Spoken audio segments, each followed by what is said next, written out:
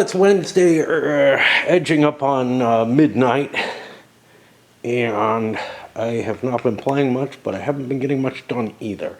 I've been basically doing my usual hiding from the world, playing a pretty good amount of Raid, but also just indulging in non-productive behavior in a lot of ways. All right, so we have to think a little bit because we have to get kind of used to the game again. But where are we? We got a sequence of play here. So we just did one activation phase running through all this. Final attrition doesn't come into play until after all activations, from how I understand it. Let me make sure that's correct. See what we have here. See this? Yeah, this. It looks like it's a different phase completely. Okay. So what we do is just like any chip pull game. We pull the next chip from the cup, and we get a coalition land 2. Now, none of the units that moved already are allowed to move again because this is this special first turn thing. So basically nothing can happen. Well, actually that's wrong. I got a couple detachments I can move again. So let me see if I want to... No, they don't have a 2 initiative. Fair enough. Yeah, you can't force march by breaking your army up. Empire Land 2. So this is interesting. Now I have the opportunity to move any and all of the French units that have forces that have a 2 or higher command rating. I could hold off though, because, and that might be wise. Normally you wouldn't, right? You might want to take advantage of things. You might want some sequential actions to happen. But I don't see any point to that because I'm only allowed to activate each unit once, so I think I just keep pulling. And this is kind of boring, but we're going to hit naval ones in here too. We get a naval Empire 1. So now I have the opportunity to fiddle around with the French Navy. Oh boy. So this is completely new stuff to me. But I don't know if I can aim for anything valuable with my Navy at this point. My gut tells me whenever I'm facing, in a game that's not navally focused. Somebody asked me some stuff about, they were facing a Pacific War game. What should they do? And it's like, yeah, I'm the wrong person to ask the advice of this. But yeah, I mean, I can handle it a little better when the game is very, very much navally focused. But in a game like this, my tendency is just to say, I don't need to do the Navy stuff much, right? Because Napoleon basically didn't gain much out of his Navy. And much more problematic is games like the Civil War over here, where the Union basically can't win unless they utilize their Navy effectively, all right? Mainly in river control and stuff like that. The easy stuff in that, blockading and all that, those are just kind of very simplified rules, very abstracted, but yeah, this is definitely one of my weak spots. Might be important to remember the fight that ended up succeeding in this siege, that was definitely something, but I don't know how it qualified, right? So somewhere I have to figure out, was that just a skirmish or was that a minor battle? And certainly wasn't major.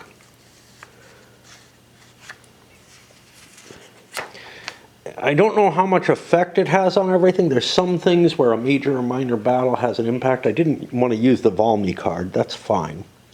That wouldn't have helped me. It wasn't a tie or anything.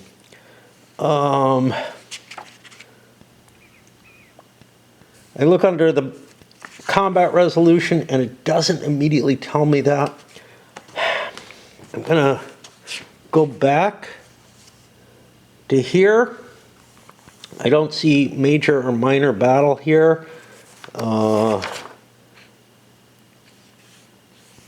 don't see battle here that defines that, so I don't know where I'm going to find that. Bad when you know a term and you just don't know how to get a grip on where it is. Somewhere, early in the combat thing, if it's not going to define it there, it should at least have the rules reference or something just to help. But there's very little in these rules to help you. I was just looking at the wrong place. So a major battle, no. A minor battle is between 9 and 20 steps. Fuck, I don't remember how many the French had. It may have been 2, it may have been 4. And that's the distinction. But what does it matter? It determines which combat results table is used. Well, we must have used the right one. I don't think it's going to really matter. There's some political implications, but I don't think they're in play right now. So I'm going to just ignore it. But I got to kind of try to remember in case it pulls up at some point. I think it's probably a skirmish. I don't have... Oh, no, it was not. It was an honors of war. Okay. Yeah. And that is over here, and it would have been a skirmish because there's only one corps involved. Just the act of looking that up and now knowing I still have to look over the naval rules and figure that out makes me want to run down and do something to just waste time again. It is the hard part of a game like this with difficult rules, but also things like the naval rules that just again, it's just so problematic for me. I'm going to push on because I feel like I have to, but yeah. Well, I short-circuited looking them up. I'm going to sail a squadron out, I guess it's called, here into the Gulf of Lyon. Now, the interesting thing is, these counters, that's a leader. He shouldn't be on top. These counters don't tell you, what is sticking? Feels like there's a hair or something, but something. These counters don't tell you what the fleet is when they're on their backside. And everything should be on its backside. It's not yet. Just kind of, I figure if they're out at sea, putting them like that reminds me that I shouldn't be peeking at what's where. Although, I think the setup, I don't remember if it was random or not. I know the Corsairs were random, and they should actually be out there like this and not visible either. All right, let's go back to the chit pulls, see what else we get. I'm afraid to move a fleet out into here because it could be intercepted by a larger English fleet. I guess I could have put some dummies out. Let me just check. Do dummies have a cost? Dummy fleets actually have a cost. You have to pay to fake that you have a fleet. That's really nice. I like that. It feels like a high cost though. It's a quarter of a fleet cost. It's the same cost as Corsairs have. Okay, we get a coalition naval phase. Don't know what I want to do with that. Got to think again. 3 fleets in Gibraltar, I'm sending them out 1. There would be an interception attempt if I want it. 2 to here. The French are going to try to withdraw. And we are going to reveal that we have a movement factor of 3. I don't know if we have to reveal the fleet to do that.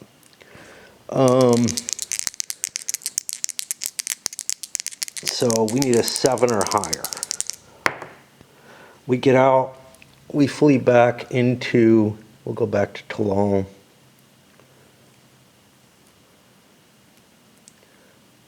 Yep. Feels like the thing should be on the top. I don't know why. And the English are going to move in and blockade that. Now I think that just costs 3 movement points total.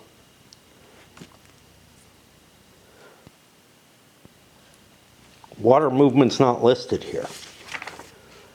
How about that? Enter exit a harbor. They each cost 1, yeah. I've also got possible operations here where I might be able to blockade these 2 fleets as well, and then just kind of tie down the French Navy and not have to worry about it. The English aren't in war yet. I'm here thinking about all of this, and it actually just doesn't apply. Where was the second fleet? I think I had it up at Hull. No, this third one was up at Hull. One was in port, one wasn't. Kind of doesn't matter which one. All right, yeah, there's no coalition navy. All right. And so the French naval move was pretty unimportant, to tell you the truth.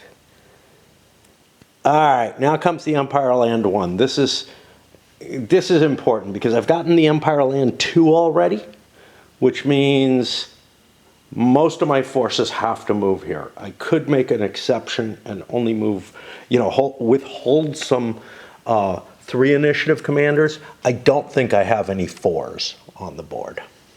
A little weird bit of terrain right here. This is not the edge of the map here. There's what looks like a mountain pass running between these 2 hexes, but also what looks like clear terrain. It feels like the game doesn't really try to work too hard to get the hex grain perfectly. We had another one somewhere where it was going into a corner. I don't know, the corner, I thought maybe there's a purpose behind that. Maybe it's trying to avoid doing something that looks like this. This one, though, this is just confusing. Like, is that a pass or not? Why put it on there if it's not? But kind of doesn't look like it. So I'm beginning to think the corner one might actually be an error. That the drawing is just really, really, that the map graphics are... It's compass.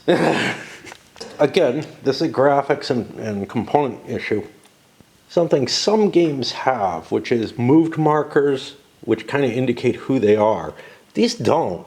They're just white everywhere, which means I have to kind of tilt the counters to indicate so that I can see what color is underneath it, which side it is, essentially. I don't know. For the most part, I feel like they could have divided that up into a coalition and empire set and have them maybe be pale blue and pink and kind of a pinkish color. And that would be really, really helpful.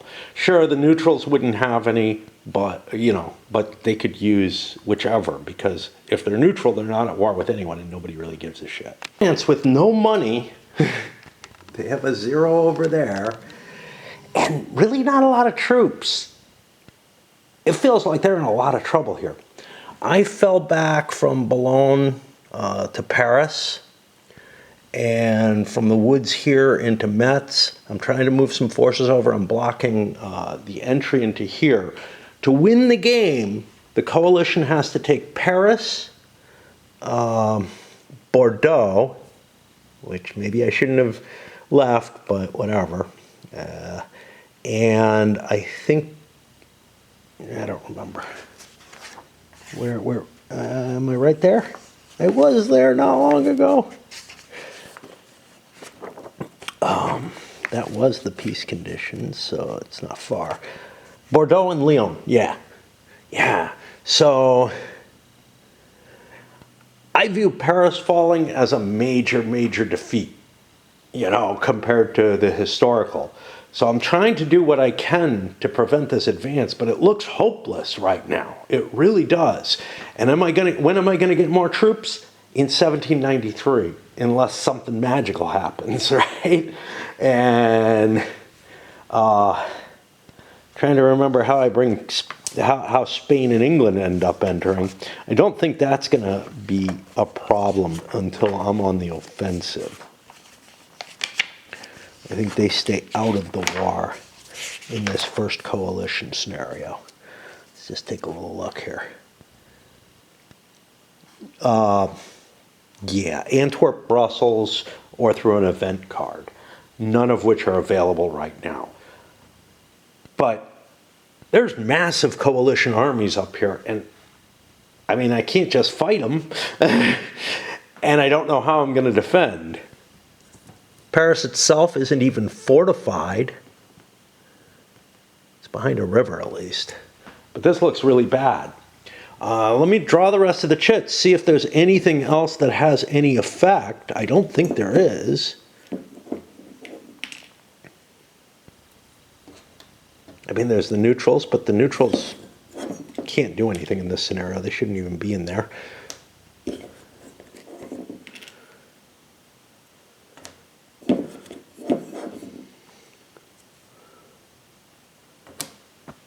So that's the end of the cup. And now we stumble our way without hitting lights through here. We hit final attrition. I believe that only happens if I'm out of supply or under siege or something like that. As I seem to have picked up a weird accent from, I can tell you why. I've been doing, some shit with chatbots and just playing with different voices and whatnot, and role-playing type stuff. And yeah. So that's the most common voice I've been using. So this is not the final attrition. Final attrition is something else. Right? See, now this is weird. Because here it says an attrition check is required in the following cases. If it's out of supply, if it's activated a second time in the current turn. I don't see the final attrition phase being here. Which maybe is actually supposed to be under the activation phase, even though it jumps to something else. 7.3. Yeah, I thought this was supposed to be an attrition check for units that aren't moving. It's required. If it's out of supply when it is activated, an attrition takes place. Force is activated the second time. I swear I remember something. Oh, here it is. During final attrition, demoralized, out of supply units not activated, and besieged units. None of those exist. That's what I thought was the case. Got me confused. Again, the way this is laid out. But yeah, I should have been able to see that, but maybe all this bold confused me. All right. So that's the attrition, final attrition phase. Yeah, we got normal attrition here. Conquest. Nothing has been conquered. So we have none of these things happening. The game is not over. So we make it to 1793. I'm not going to load this up at this point. No, we don't move to 1793. We move to autumn. But I am going to take a little break here. It doesn't make sense to load up a video when it's, barely in existence. I don't know how I'm going to label these. I labeled the first one as 1792 1A, thinking that I'd be doing 2 videos on the first turn. And then I'm thinking maybe it should just be named after First Coalition 1A. I think that may make more sense. Anyway, We might be able to get through the whole year on one video from what I can see. Another option would be to keep that 1792 and just do a year by year, but group them by campaign. I don't know which I'm going to do. Not very tight race in Raid, but I have to make sure that I don't get sniped in it. I fought pretty hard to get there, but I think I can take about 20 minutes. So let's take a look. We're in the spring interphase of the autumn turn. Yeah, that feels weird. But the event phase, each player has to play a public event. Now this is done in order, 11.1, the diplomacy order, I think. Let's just check that. Spain, Turkey, Prussia. So this is the problem. We have, if this was a multiplayer game, they would each come in player order, but I don't think they do. That is not a player's. So I think these are combined, which means he has to play the Brunswick Manifesto. French forces are not allowed to move into Flanders, Palatinate, or Baden until they win a victory during a minor or major battle, or they play the Valmy event. I want to record this not over there, where I'm holding on to it, as in play. I'm just going to put it over here to indicate that it's in play at this point. The French have no public, and they do not wish to play either of their cards. Economics and budget does not happen. Reinforcement and replacement. This is where there's a question. Those honors of war guys, depending on how you look at their wording, could be coming back now. I've decided, since that wording is the same as for foreign wars, I'm going to delay it for a year until the actual spring interface. The game never talks about like the fact that they call it a spring interface and it's not in spring, like because the reinforcements happens otherwise.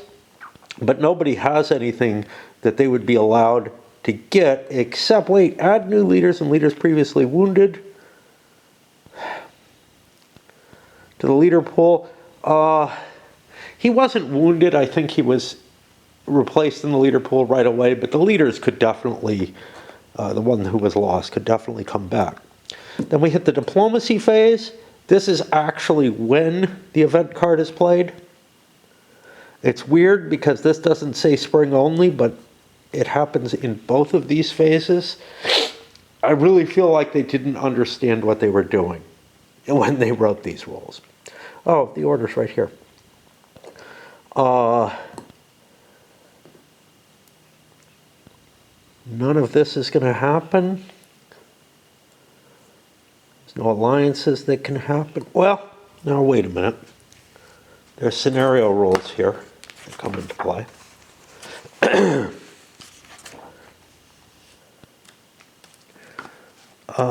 Beginning in 1794. Okay. Not there yet. Create the initiative pool. At this point, either, and we should have these in there, France, who has an empire, oh, I don't have the neutrals in there, cool. Or England could drop the naval marker, and they don't want to. They don't want 2 naval actions. They're allowed to do that once a year. Otherwise, all of these go here. Oh, winter quarters. Is that was not in here. I don't think it had much effect. But that should be in here too.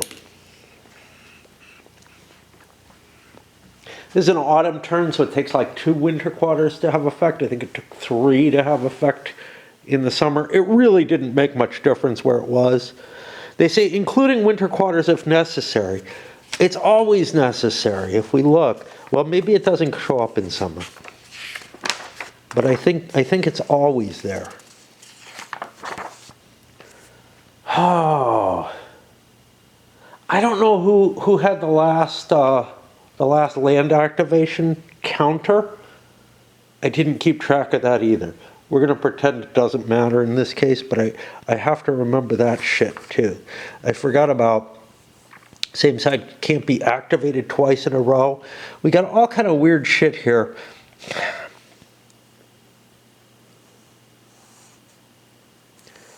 If you draw playable but activate no leaders. Yeah, but what's playable? I don't know.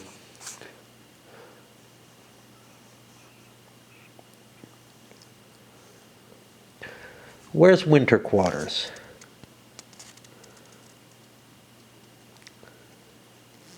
Who has initiative?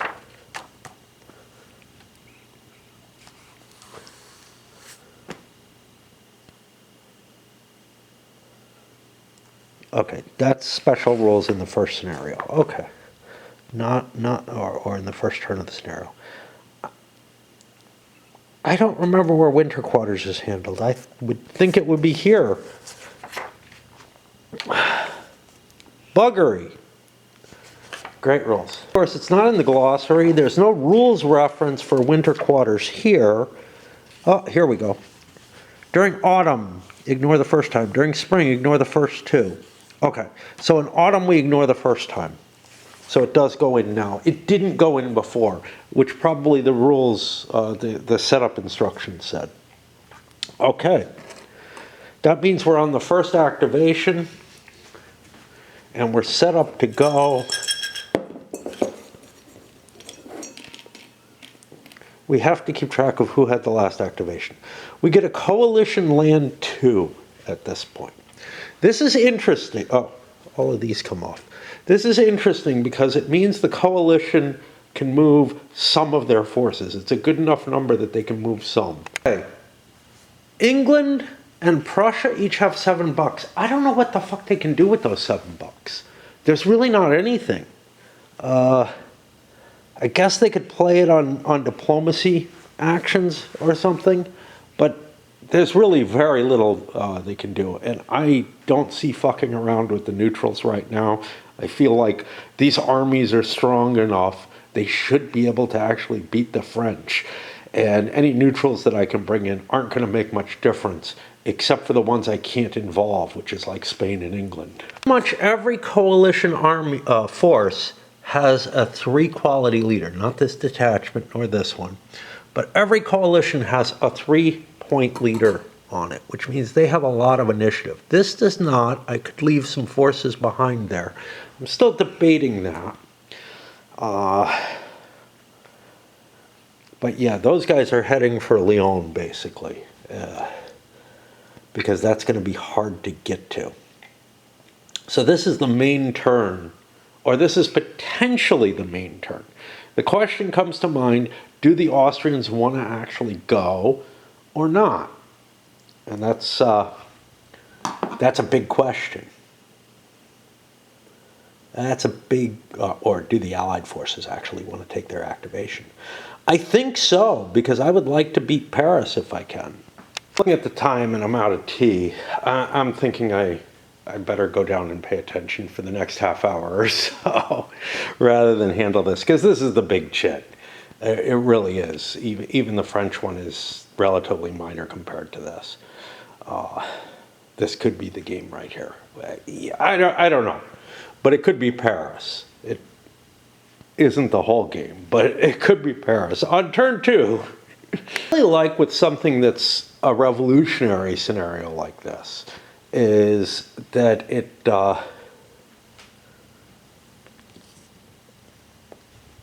must have pooched.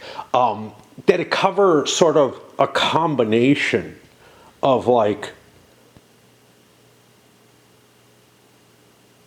the military aspects and the political stuff from La Grande Guerre, not La Grande Guerre, La Révolution Française, which I absolutely love that game, even though it's very, very flawed. Look at it if you want to see the videos on it. It's very cool, though.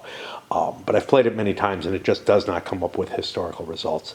But I would love to see more of the political stuff going on, not just handled maybe by some cards or whatever, but, you know, handling the maneuvering politically at the same time. And I'm kind of wondering if there'd be a way. 1792 is a little late,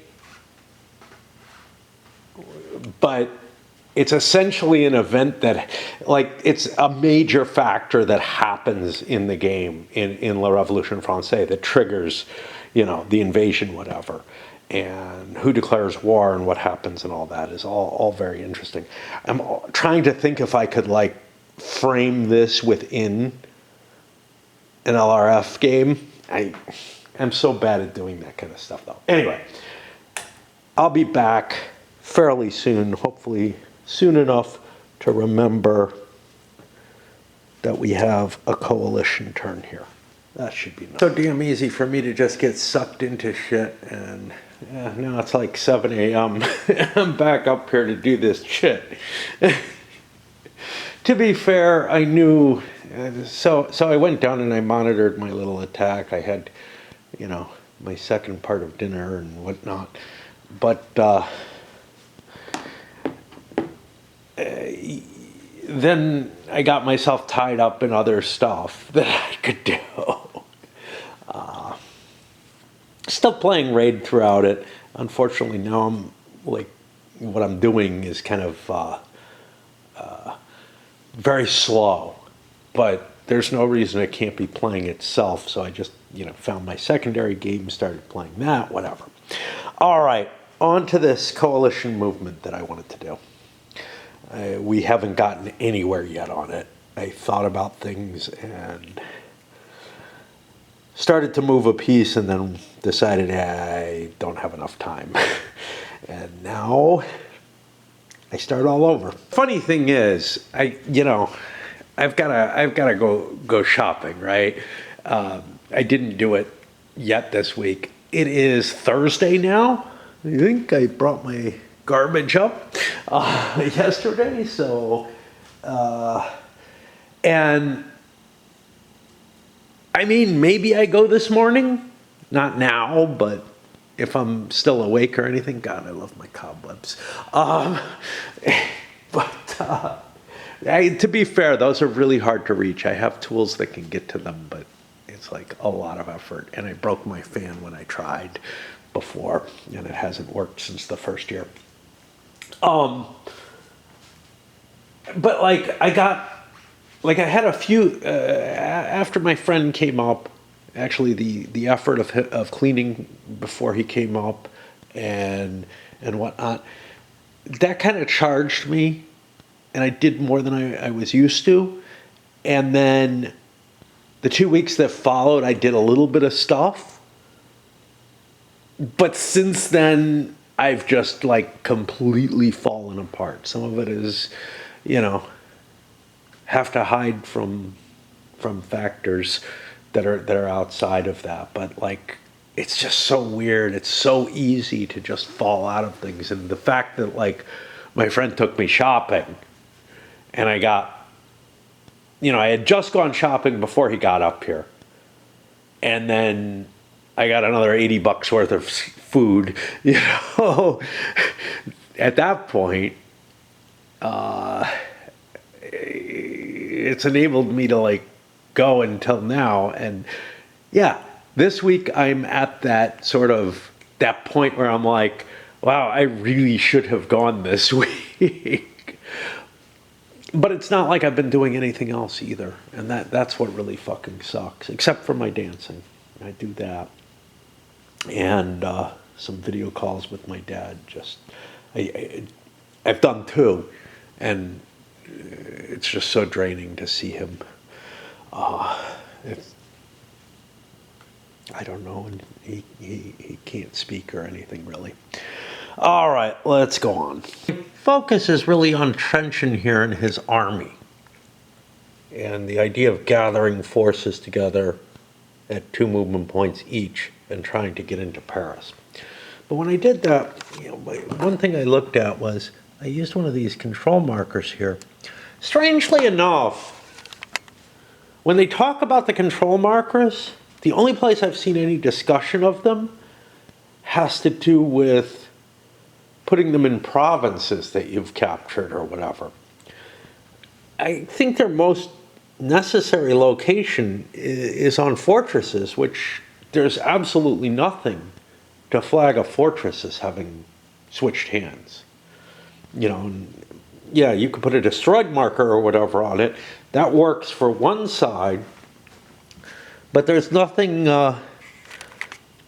equivalent to that other than the control markers that tells you that fortress has switched hands. And it is important which nationality has it, because the Austrians are tracing their supply from Liege to here, and then can trace supply as far as Paris. So I don't even need a supply wagon or anything for this.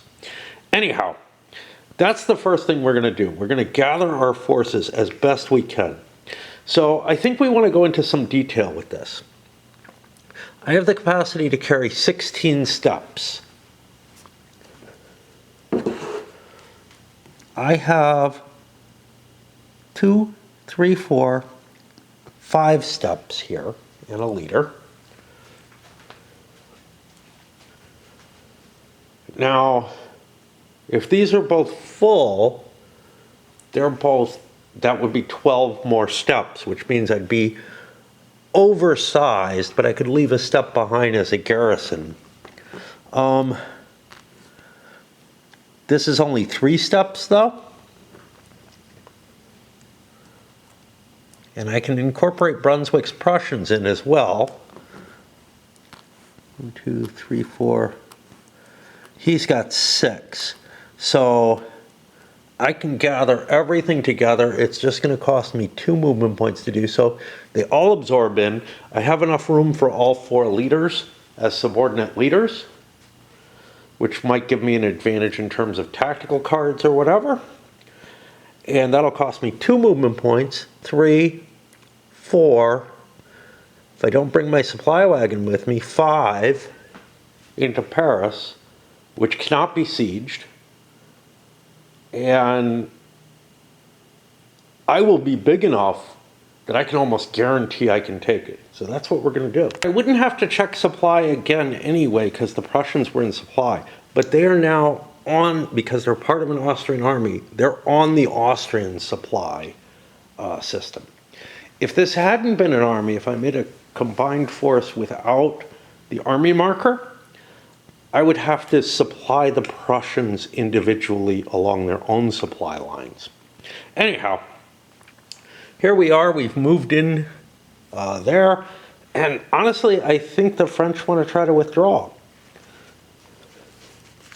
They're going to give up Paris because it's not a fortress. I can't hold it. Now, if you're playing La Révolution Française, the city comes up and rises up and will fight an army that comes in. And they'll be relatively effective at it.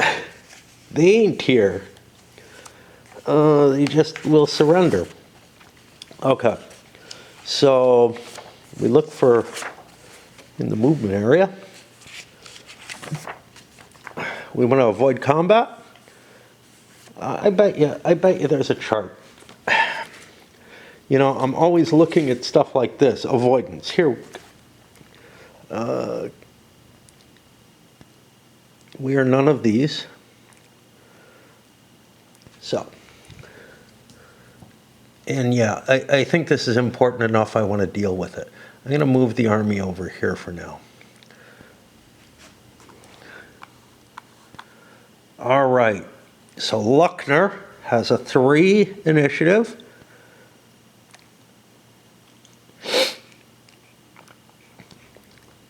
Is this light cav? Wow, this has a number on it. I couldn't have this unit. I have to have a different cav unit. Go back and look up light cav. This one doesn't have any bonus, but that's fine. There is no light cav. What there is cavalry, which equal light cav. Okay. You know, not what I would have thought. I wouldn't think that general battle cav counts as light cav, but whatever. All right. So, where's our chart again? It's over here. Okay, so 3, I have like Cav SP. I guess that's +1 per. It's not clear. It's not clear. Okay, but it's +1 in this case. So I've got a 4. No, it's not crossing an unbridged river. It's not Cossacks and guerrillas. And +3 is the maximum I can have. It's initiative value of the leader. It's not a comparison of the two. But oddly, here, oh, here we go. Negative initiative differential with in-movement leader. So the army commander is also a 3. There's no negative there. So I said +3. He needs a 7, which he gets. So I get to fall out. Because this is an army, I can't go here or either of those. So I fall back to here. Now the army moved 2, 3, 4, 5. I have captured Paris. I can try to push him again. Do I want to do that? Let's look at the terrain here. There are bridges coming out of Paris. I can't really fortify Paris or anything. Oh, wait, Paris is a fort. Fuck that. We hold the fort. We do not withdraw. That means we undertake siege. Okay. Yeah. And I hope for the best here because, I mean, with the French, and this is much more reasonable. Yeah. So the problem, wait, no, there's a star. A red star is not that. What the fuck is a red star? Automatic victory city. Okay, no, there's no fortress. Okay, so we pulled out. The army is here. It's going to attempt again. And we put the contact marker there. We've taken Paris. I think we have to garrison it to count as capturing it. Because if I recall the capture rules, they work that way. You have to either have a fortress that you control or a troop there. And I don't want to do either of those. What happens if I get cut across the line here? I have engineers, so I could build a bridge here, 1, 2, 3, 4, getting back to there. So that's kind of cool. I may end up setting up my bridge. Okay, so the French will try to withdraw yet again. And same numbers. And they succeed again. All right. That means that Trenchon is at the extent of his movement, right? He went 2, 3, 4, 5, 6. I could try to extend my move, but I don't wish to. The chances of the French getting away is fairly high. The chance of me taking an attrition loss would be high. So I failed to catch them, even though I charged for Paris. Now I got to think real hard about how I'm going to cope with this.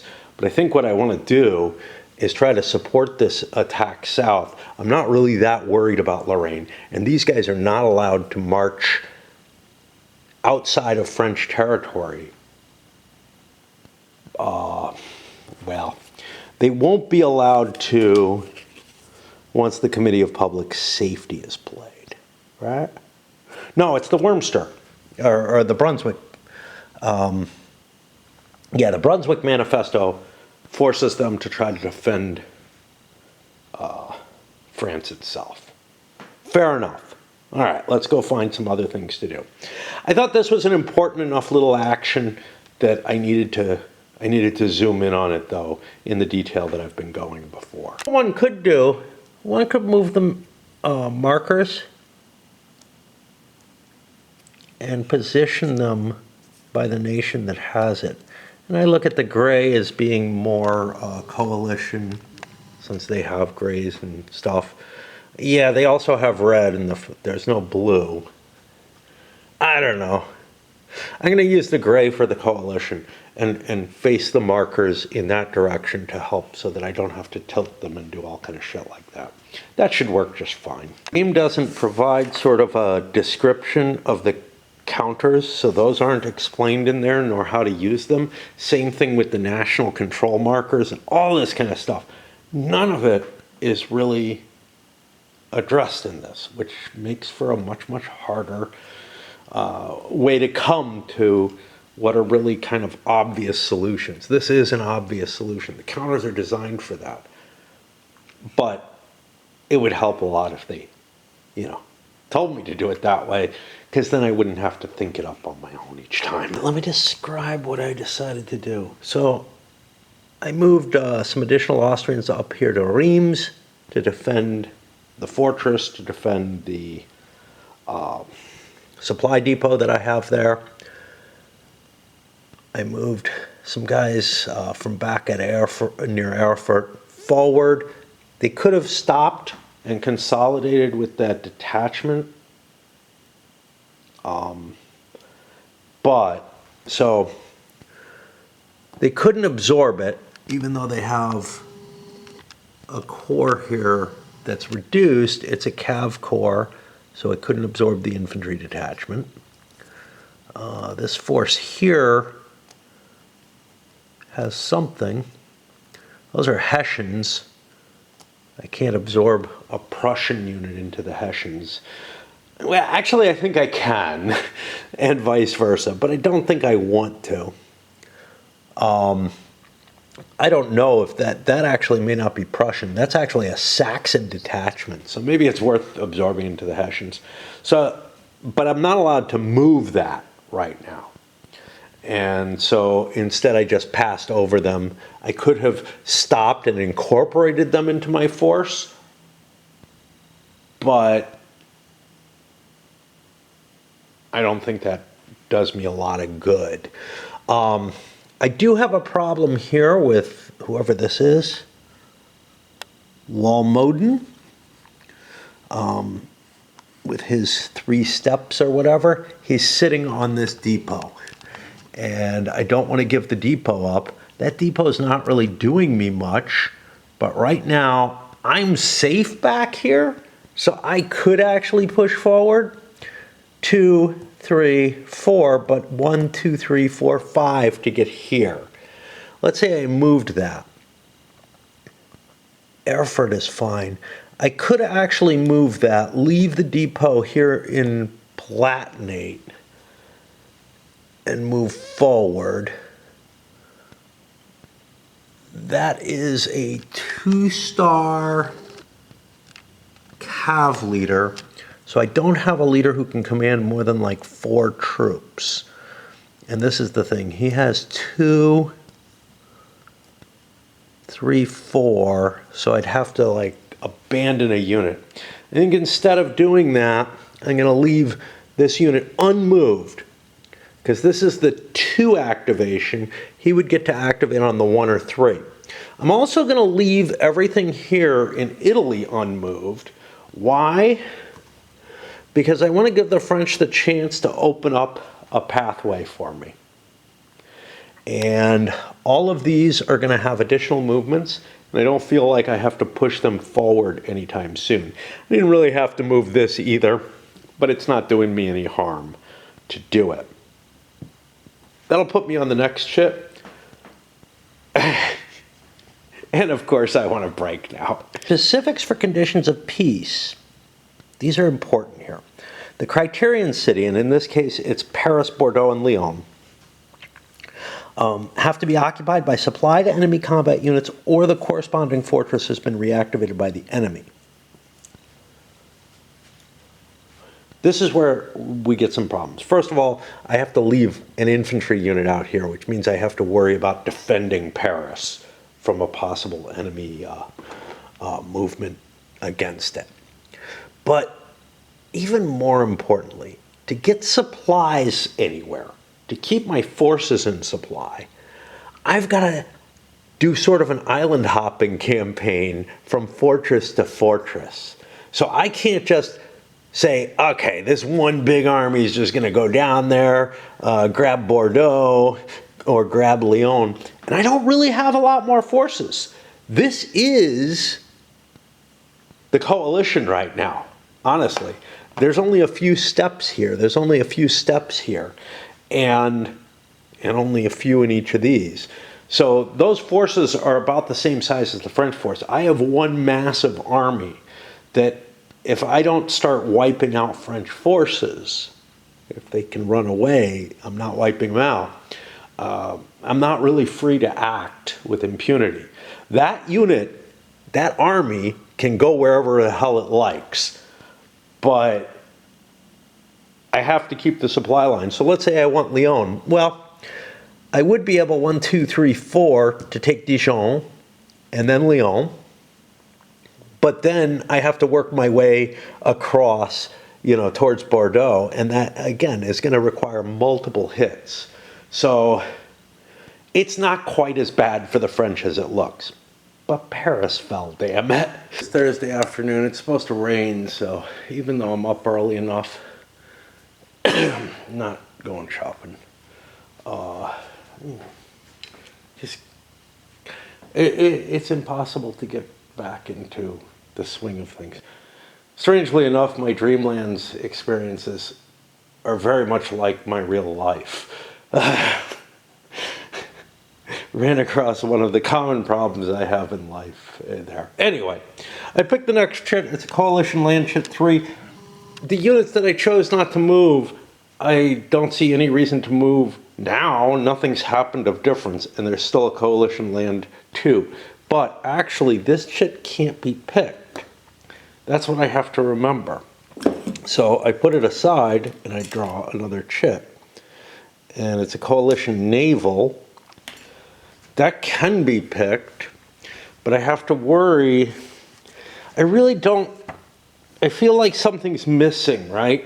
Part of chit pull is that it mixes things up. Now, it can to some extent. Now, the naval, maybe I shouldn't have pulled that land out. The naval actually, I think, doesn't. This is what's hard to remember.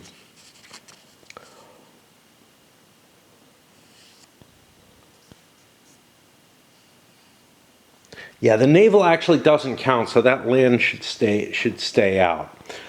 There's no coalition naval. I'll go back to pulling chits, but it's just so weird to pull a chit and not have it count. So I have to put this aside, and basically I have to keep drawing until I get something, until I get an empire land, right? But that empire land might be weird. So I get an Empire Land 4, that throws this back in now. And there is nothing that can move with an Empire Land 4. So let's take a look at what the situation here is.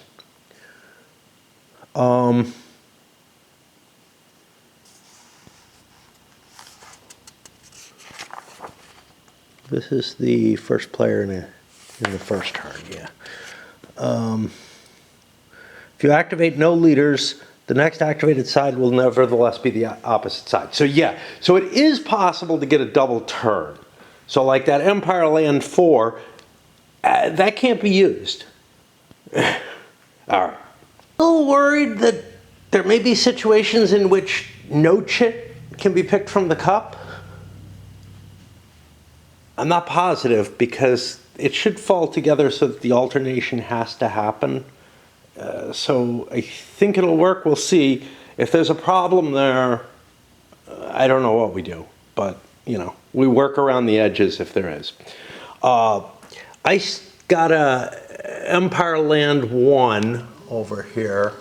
And at this point, it makes some sense for some of the French units to move. So I started moving a couple of them.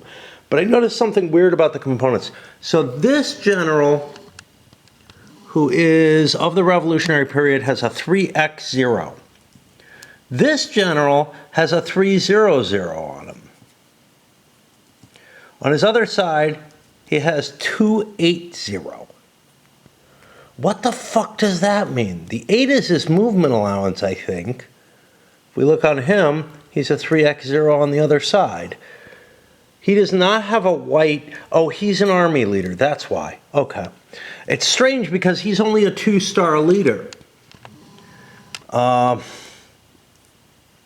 I guess there are some 2-star army leaders available. Interesting. I didn't expect that. Okay. Yeah, I figured that like all the army leaders would be at least, you know, there would be a differentiation, but there are some 2-stars who can lead armies, some who can't. There's no differentiation between them in terms of their rank. The stars are the rank. Okay, let me go back to the French movement then. This was something that I just didn't realize. The French shift around a little bit. This force, which was here, couldn't get to Orléans, and it actually would overstack if it did. So I pulled it back in this direction. At least it's covering Bordeaux. But I'm very worried. I mean, it just feels like France doesn't have the forces to face that army until they can build an army of their own to handle it. It's just too many steps. Final possible coalition movable chit comes up. The coalition 1. They start moving the Italian forces, trying to slip around this side to get towards Lyon. Looking really ugly over there. It's going to come down to just Bordeaux if I'm not careful. The Prussians, because the French can't attack into Flanders or anywhere else on their border, are able to leave a supply wagon kicking around here, which I can convert to a depot if needed. But I moved this detachment into here, and I'm going to absorb that into this Hessian Corps. It's still just a step, so I don't know if it makes a lot of sense. This is a Saxon detachment. Yeah. And presumably, I don't know. It's going to be hard to deal with all these force pools. Unlike War and Peace, which had like player aids, each player had their own force pool assigned to their aid, to their player aid. First of all, War and Peace uses a strength point system, which I think is advantageous, as opposed to a specific core system. You can make arguments either way on that. But both games have what amounts to a force pool of, you know, how big an army each nation can have. In War and Peace, because it uses the strength points, you have to be able to make change and all kind of shit like that. So the force pool has its own little boxes to hold. In a sense, those boxes are the counter trays here, but there's a lot more complexity in terms of like there are units that aren't available at this point, like that Cav unit I found, whatever. I had one more thing I wanted to say. The Saxon unit can be absorbed into the Hessian unit, as far as I can tell. Let me make sure of that, because otherwise, again, it doesn't really matter. Like, morale and whatnot are better for the actual core than they are for the detachments. So in that sense, it would matter. But let's take a look at what we got here. This is going to be in stacking. This is absorption. Steps from a major country and from allied minor countries can be absorbed into forces from the allied major and allied minors, as long as they're the same type. So yeah, I can incorporate Saxons into a Hessian Corps. That might feel a little weird. It doesn't bother me. It's the thing I argued for in Empires and Arms, actually. So I think this is the end of their movement. The French still have some movement chits left. And what's important for their movement chits, and again, we're alternating back and forth here. What's important for their movement chit, yeah, I don't know. I don't know what I was going to say. Another activation chit, a 2. I'm going to activate this unit down here, 1, 2, 3, 4, 5, 6, to go into here. But this is a little bit of a problem. because I have a level 2 leader. So this leader actually gets thrown back into the force pool when I integrate this. Oh, this is just a detachment into here.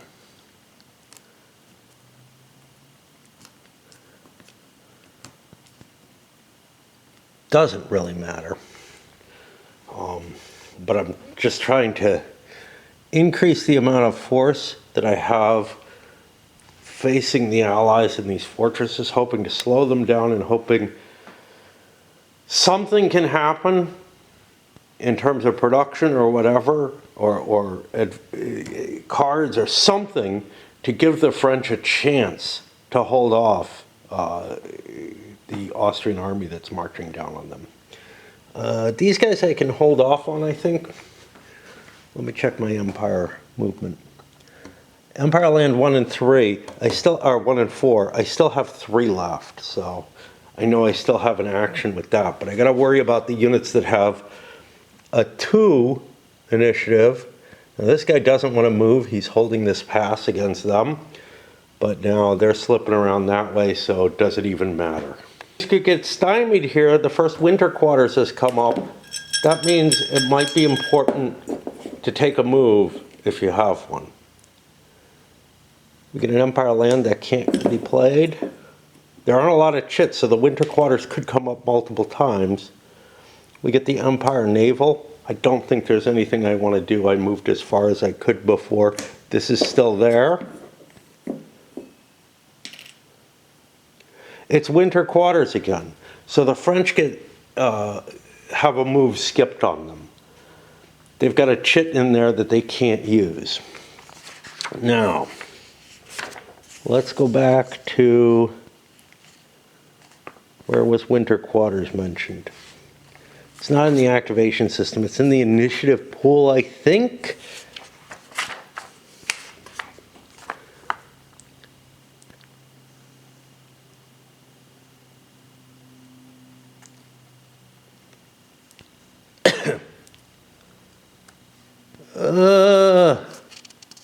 It's so hard to find things. I don't see it there. Where the fuck did I find it before?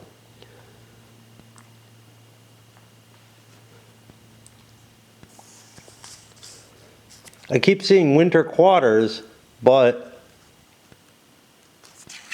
it's not being discussed here. Here it is.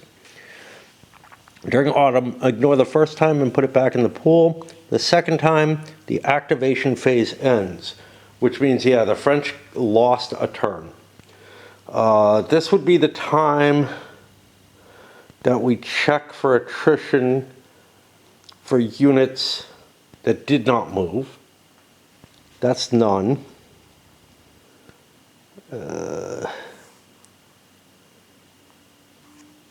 Along with besieged and demoralized units, they get hit too. And there's no conquest yet, is there? What is Ile-de-France? Well, we did not take Orléans or Paris. We're not holding Paris anymore, although we marched through it.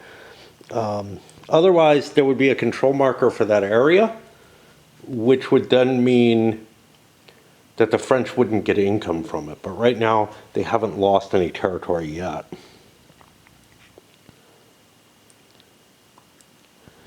And that means we're done with yet another turn. It's going to go into winter.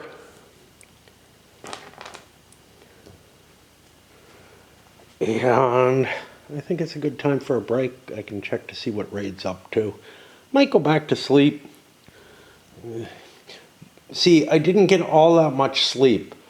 I was up at 9 a.m.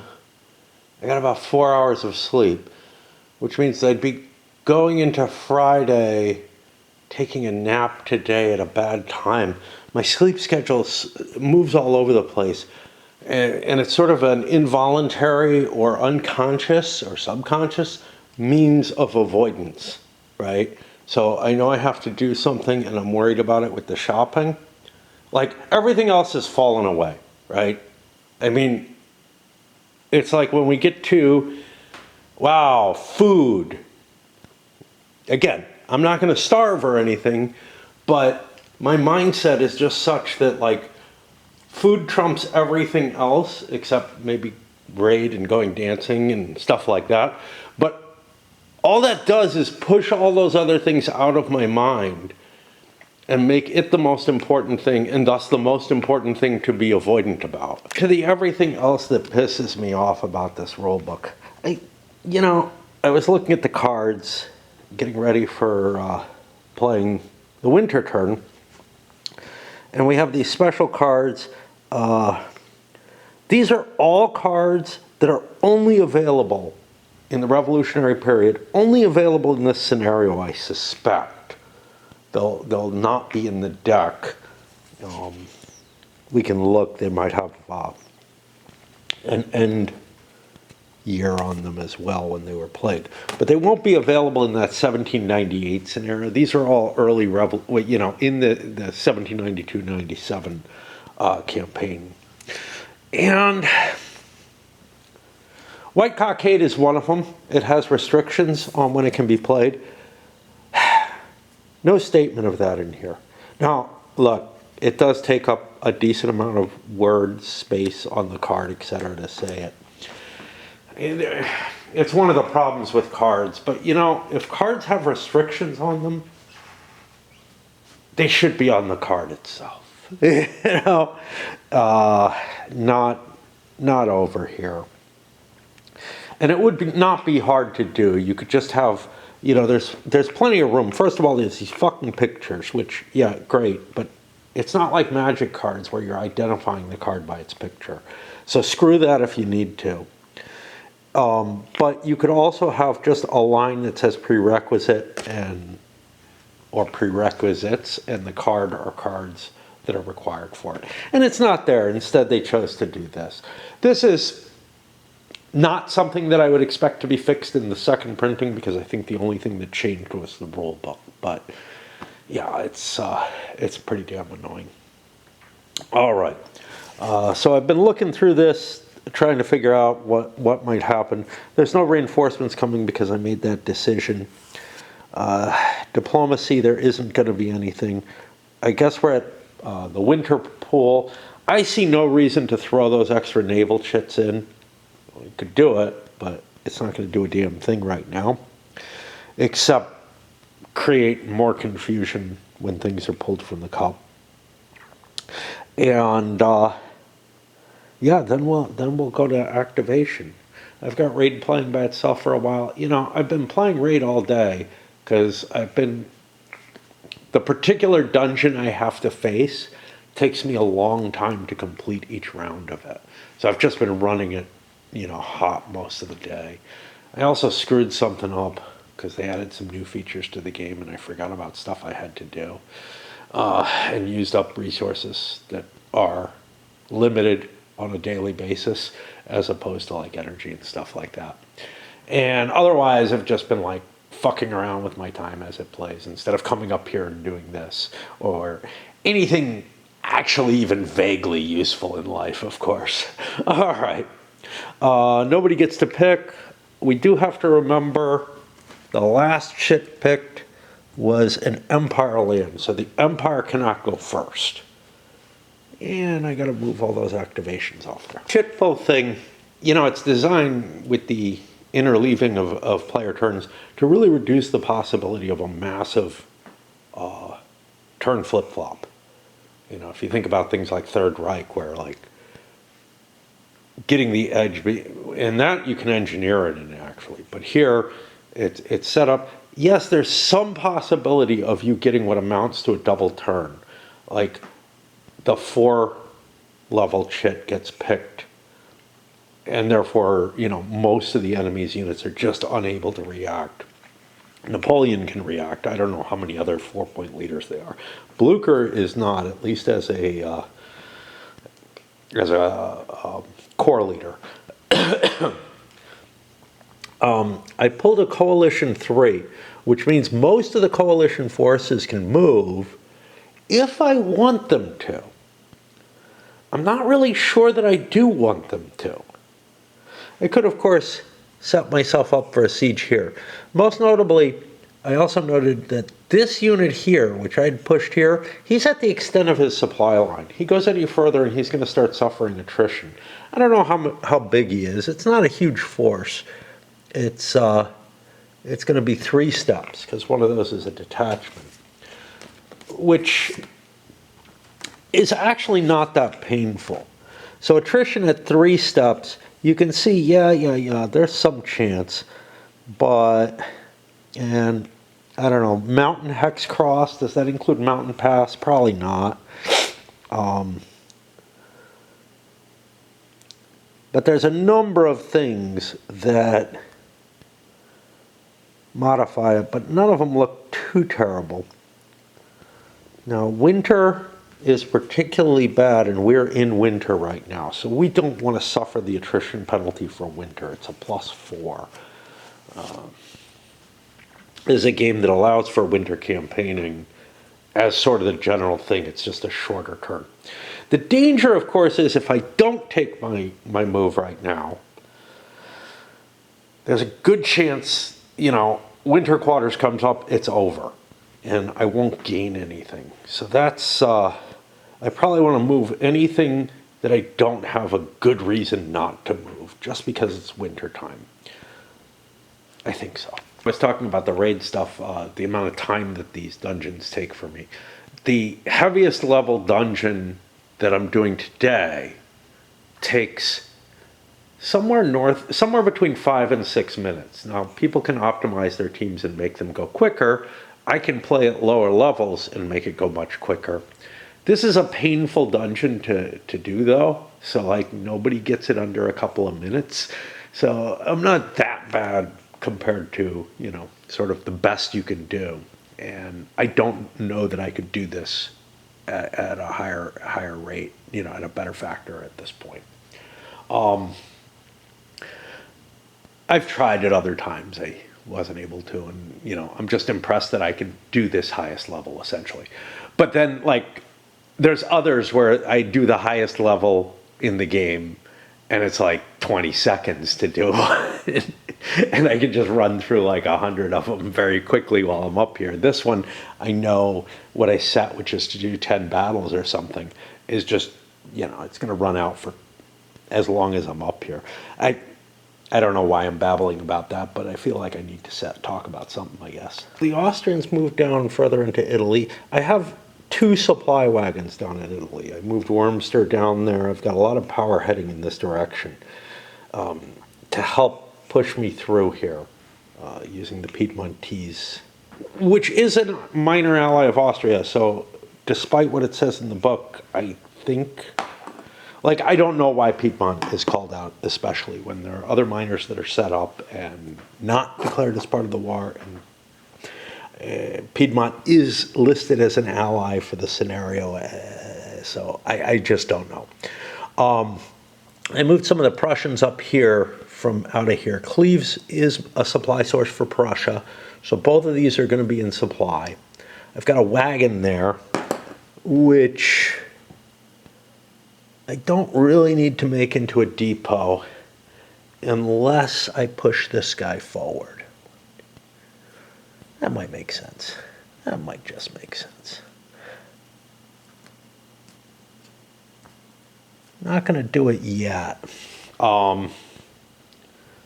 The siege, that is. Although, it might just make sense to do it.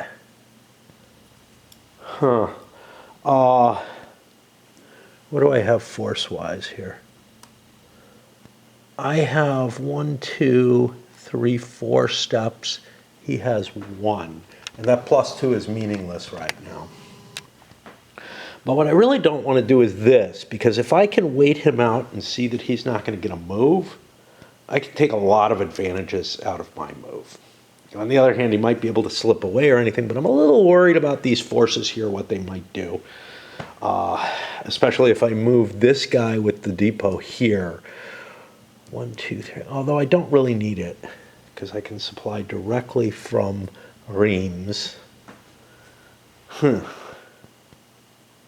Oh. Maybe I just want to launch a couple of sieges. Okay, on the second turn of the siege, we got an A, a 1 round, or the second attempt at sieging this. We got an A. A one-round assault is resolved on the skirmish table. If the assault does not result in the capture of the fortress, place a siege continuation marker with an increased level. So, I'm not sure I like this, to tell you the truth, but I have 4 steps to 1. Let's take a look at this because we haven't done this before.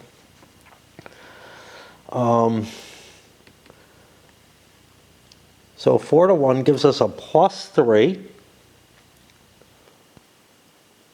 +4, our leader's advantageous.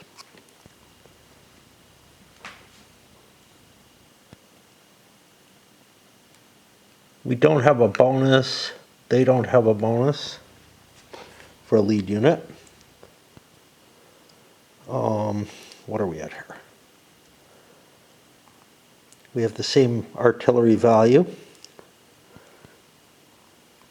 For some reason, cav superiority is supposed to matter in this. I refuse. So yeah. So we're at +4.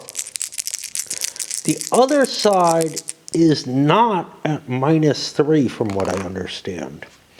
I'm going to have to look that up to make sure. Because that feels so wrong, because there's like, you know, a 1 to 4 strength ratio, which is, oh wait, we're not 1 to 4. There's 2 steps of fortress there. So we're at 1 to 1. So yeah, we'd be at even anyway for that. So we're at +1 for the leadership, and that's it. And both sides roll. And we get a 7, the French get a 6. That means there's no effect, so the siege marker goes up to a +1 for that one.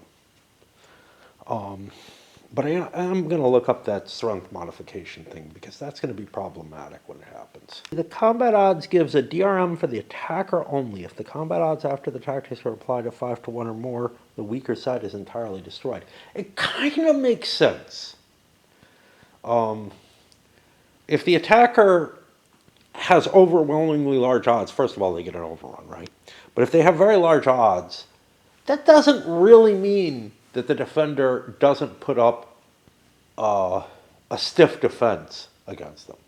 If the attacker is incredibly weak, they probably break off the combat before they take too many losses and take their defeat. So in both cases, I kind of get what they're saying. It just feels weird. This kind of system usually uses both sides get the modifier for the strength ratio, but it's pretty clear. Siege on Orleans, you know, I'm thinking it doesn't really make sense to defend it. The worry I have, of course, is that this force will move in and then they'll capture the Ile-de-France if I give up Orleans, which I kind of don't want to have happen. That's worth, I think, 2 production. But the thing is, I have 3 steps here that are going to have to undergo attrition. I think I'll take the siege. This is an army. It has a lot of artillery with it, so I get the +1 bonus for that. I've got a better leader, another +1. And it's an army marker in supply, which means it gets its engineering bonus. I may have another engineer there as well. So yeah, I'm at like +4 on the first die roll for this. It's only a fortress level 1 as well. An 8 indicates an assault. We'll do that. One thing I wanted to note, we're not using the tactical cards. They're an option anyway, but we're only using them for, I think it was major battles.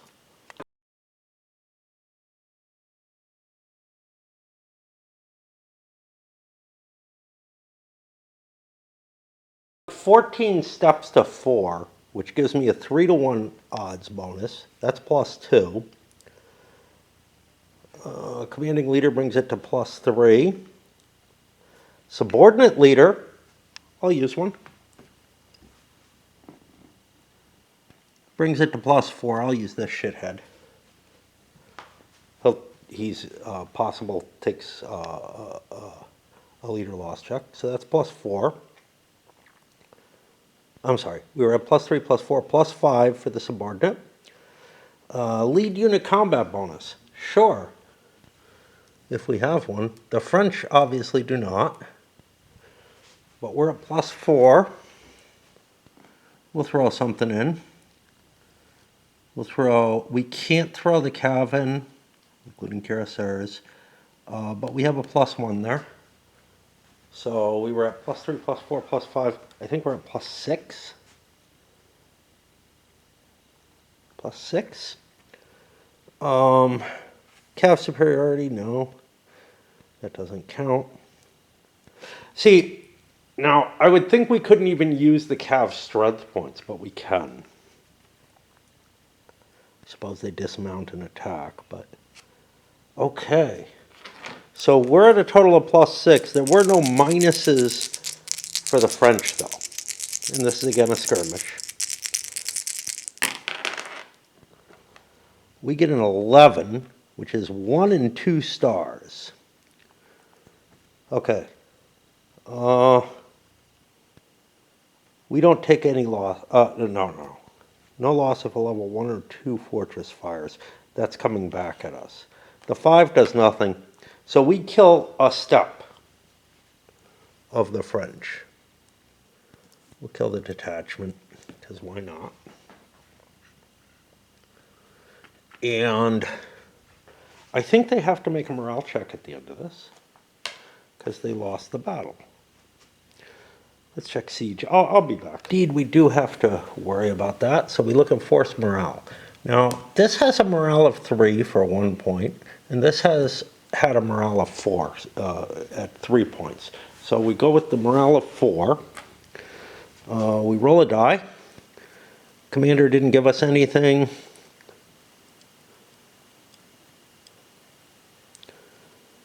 There is a +1, I think, for additional losses.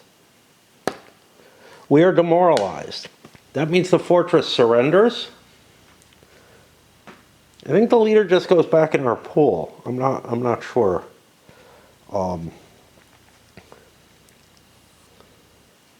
Gotta check that. Because this is a siege, so you know, he's captured, kinda.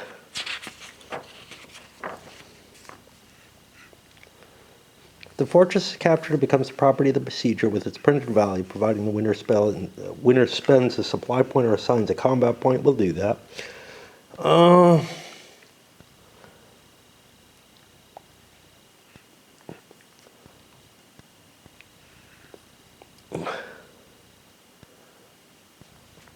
Surrender can also occur if all besieged units, including the permanent fortress, are eliminated. Keep track of the number of eliminated permanent points. There's chits for that. But this does not reduce the fortress level. I don't see anything. I think the leader just goes back to the pool, which feels weird. It feels like he should be captured. But that could be really problematic in some cases. With kind of an iffy question, whether I want to move this into Paris before I see more. If I take Paris and hold it, that's great. But there's no kind of breastworks or anything like that in this game to improve your defenses. Paris is an open city. It's trivial to take. It doesn't have a fortification. It has this red star, but that is for victory conditions and whatnot. So I think I will forego doing that and see what happens. I might chance it later. But right now in the turn, it feels like a bad idea. I'm a little worn out already, as often happens in this game. But, you know, I had to look up rules, I'd have to look in the tables anyway. But I just feel a little fatigued by it. I'm going to see, last time I went down to fill my pipe, Raid had stopped playing because I lost a battle, which doesn't happen very often, but it's kind of painful when it does. There's a lot of energy for each of these battles because I do multi-battles. Right about 4:20 or so. I'm actually up here while I have water getting ready for my teacup. I just I didn't get a lot of sleep. I got like 4 hours of sleep and then napped for, I don't know, maybe an hour and a half or so after playing some Raid. And it's dancing night, so I really should have slept more than I did. But I feel like compelled to come up here and play a little bit. Start drawing cups from the, or chits from the cup. And, you know, try to get a little bit in. Maybe not finish the turn, but got a big Empire Land 1, which means the French, everything can move. This might be their only chance to do so. So I got to consider pretty carefully what I want to do and how I can possibly defend Lyon, Bordeaux, and or Paris at this moment. I kind of, what's troubling about this is I kind of don't want to cross over and run here because I could get booted out by that. But on the other hand, I could use my Valmy card. Could give me some advantages. And put myself in a better position. So I don't know. I just don't know. I decided to run over and guard Paris so that I don't lose the Ile-de-France in my production next turn. Because it could end right away. That's the only thing I wanted to do. I thought about moving this guy here, but I don't want to take a winter forced march. It would be a forced march. To get to here and cut his supply if he chooses to fight me in Paris. Because he's in kind of a tricky position. He needs this line here. I could have actually just gone straight for Reims, but it's a fortress and he could protect himself there. This guy wouldn't be subject to attrition just by being out of supply because he has an activation marker on him. So I think that's all I'm doing. With a Coalition Land 2 marker next drawn, I can't face this thing. I can march in and siege Metz, but that might open up Reims to an attack, so I'm going to pass. I could actually slide closer here, but I might get intercepted and all kind of ugly stuff happening. I'm looking forward to getting the depots so that I can cut through this pass safely. Or maybe in the spring I can. A couple of Coalition land markers which cannot be used because the Coalition land went last. There was a Empire Naval in there. And then I get Empire Land 3. This may well be, again, the cup is getting small. It may well be my last chance to move things if I want to.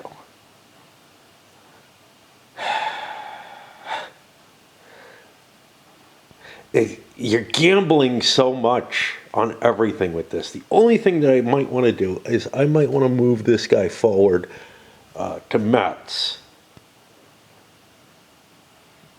Because I don't think I want to fight this. I don't know, he's awfully small. Maybe. Go for the attack. The Austrians pull into Reims, and I get my free siege attempt on it, and it doesn't go anywhere. It's a no effect. Why is this safe from the coalition point of view? I mean, this is not a great situation for the coalition. They've been outmaneuvered. Their one big army is already gone, so because it's winter, I really can't chance an attrition check, in my view. My feeling is I've got the Prussians back here who could conceivably relieve that siege. So all of that feels kind of good. The worry, of course, is that this army will be forced to make an attrition check. But in the spring, it's not as bad. Like, being out of supply isn't that horrible. It's like forced marching. You know? I got to keep that in mind. That's the same as War and Peace, to be honest. If you're out of supply, there's like a penalty, but it's not that horrible if I recall correctly. Well, yeah, it is, +4. Okay, it's as bad as winter. The penalties in War and Peace are all basically +1s. So, like, force marching a movement point is okay. Force marching several is not good, but wintertime is like a +1, being out of supply is like a +1. So, yeah, or an initial roll or whatever. I don't know. All right, on to more chick pulls. The problem is, since I didn't activate that Austrian force that's under the siege, it is going to have to make an attrition roll, as is the French force under here. I lied about the French force. I just checked it. It's only one step in a two-point fortress. It's fine. The Austrians, however, are not.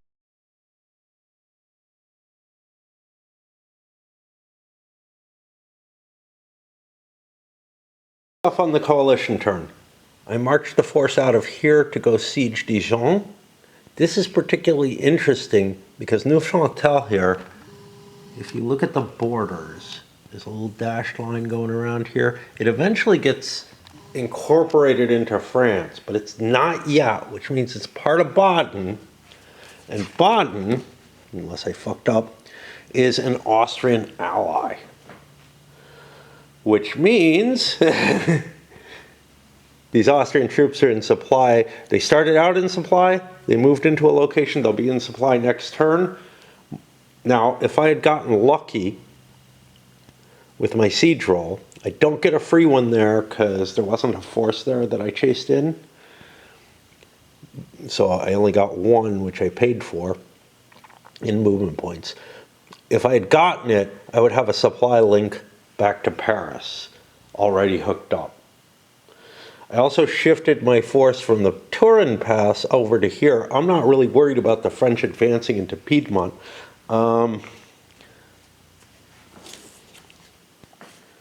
I don't remember.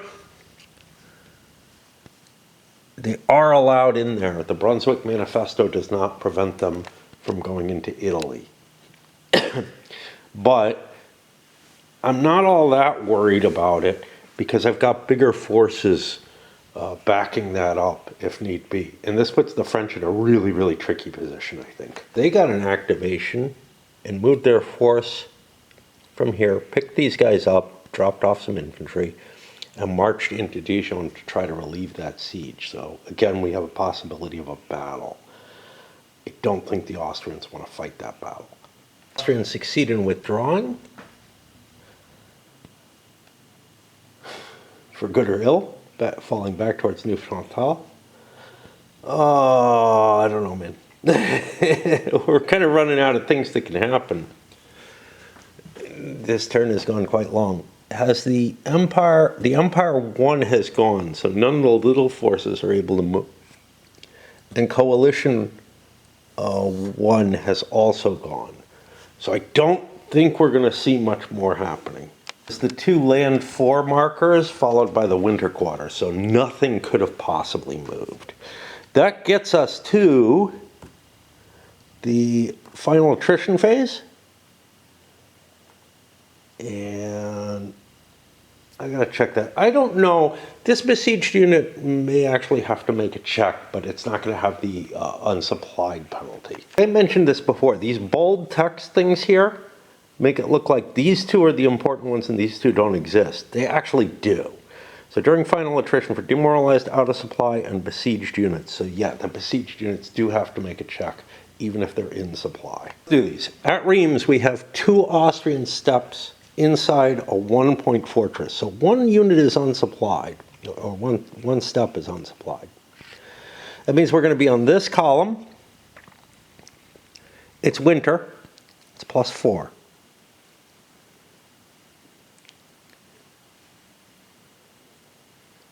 I am assuming the force counts as out of supply, so it's +8, but I'm really not sure. This isn't well addressed here, if I recall correctly.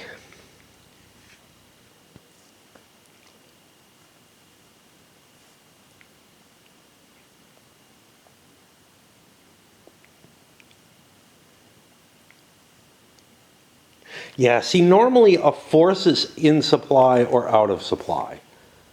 But the fortress is allowed to supply 1 step, but I think it's out of supply because of that. So now I'm at +8, which is not good. I have a supply wagon that I could expend to give me 2 back.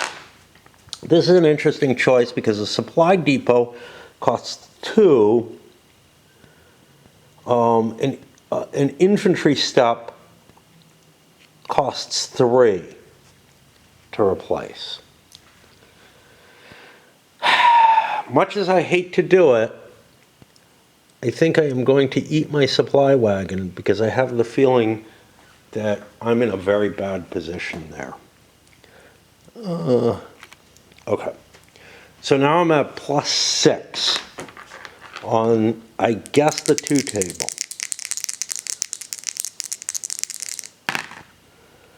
I get a 4, that gets me to 10, that gets me an asterisk. On a 4 or more,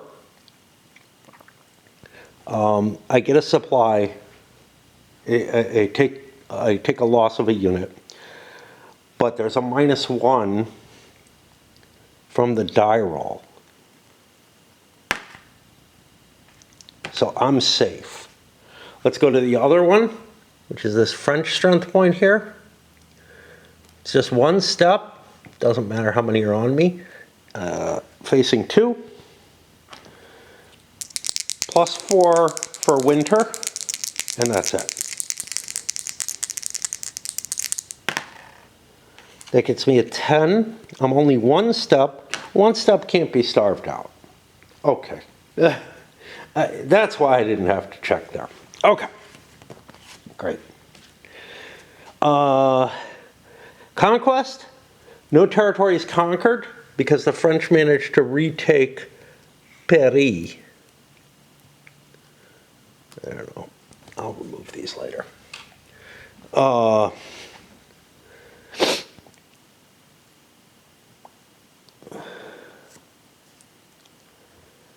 And that is the end of the turn and the end of the year. So we swing into 1793.